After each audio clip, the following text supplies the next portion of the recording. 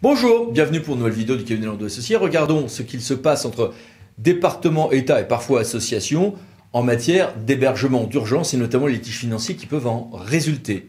À la base, l'hébergement d'urgence relève de la responsabilité de l'État. Mais le département a ses propres responsabilités en ces domaines, en matière de femmes enceintes, de mères isolées avec jeunes enfants, de mineurs et jeunes majeurs isolés, MENA notamment.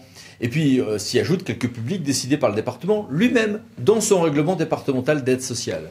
Quand un département prend en charge un hébergement d'urgence qui en fait relève, selon lui, de l'État, qu'il supplée une carence de l'État, le juge rentre dans des distinctions logiques mais un peu malaisées à mettre en œuvre.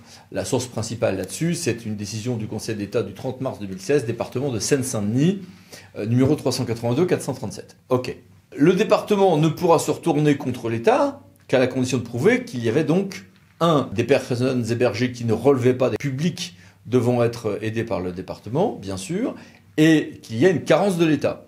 Et en 2019, le Conseil d'État avait dit oui, mais la carence dans ce genre de domaine s'apprécie comme une obligation de moyens et pas de résultats.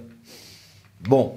Et sur cette base, par exemple, le théâtre Clermont-Ferrand, dans une décision très intéressante, les conclusions notamment sont éclairantes, était très stricte quant à l'indemnisation que pouvait demander le département vers l'État.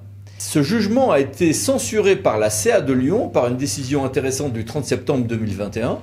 La Cour administrative d'appel nous dit bah, si je peux faire une action récursoire contre l'État, ça c'était pas contestable. En cas de carence avérée prolongée de l'État, ça n'était pas non plus trop contesté. C'est-à-dire, nous dit la CA, lorsque cette carence dépasse un mois à compter de la demande de la famille ou de son éviction d'un dispositif d'hébergement social de l'État. Ce qui là, pour le coup, est un délai court. Donc c'est à noter et c'est évidemment une forte pression sur l'État si demain le Conseil d'État venait à confirmer ce genre de dispositif. Inversement, un département qui négligerait d'assurer son service d'hébergement pour ses propres compétences, femmes enceintes, mères isolées avec leurs enfants de moins de 3 ans, etc., mineurs isolés ou jeunes majeurs, il sera responsable vis-à-vis des associations pour les indemniser, voire de l'État qui aurait, ça arrive parfois, pallié les négligences du département. Et là, on a un problème, c'est que pour un certain nombre de ces procédures, on peut avoir des actes conjoints du département et du préfet. Est-ce que le département dit, oui, mais enfin moi, une partie de mes carences reviennent des carences de l'État dans son pouvoir vis-à-vis notamment d'établissements d'hébergement? Eh bien non, le Conseil d'État, le 1er juillet 2020, n'a permis que dans des cas extrêmement limités que l'on puisse s'exonérer en raison des fautes éventuelles de l'État.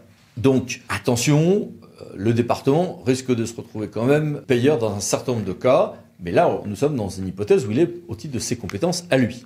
Voilà, j'ai voulu faire très brièvement ce petit survol, c'est en réalité plus subtil et complexe que ceci.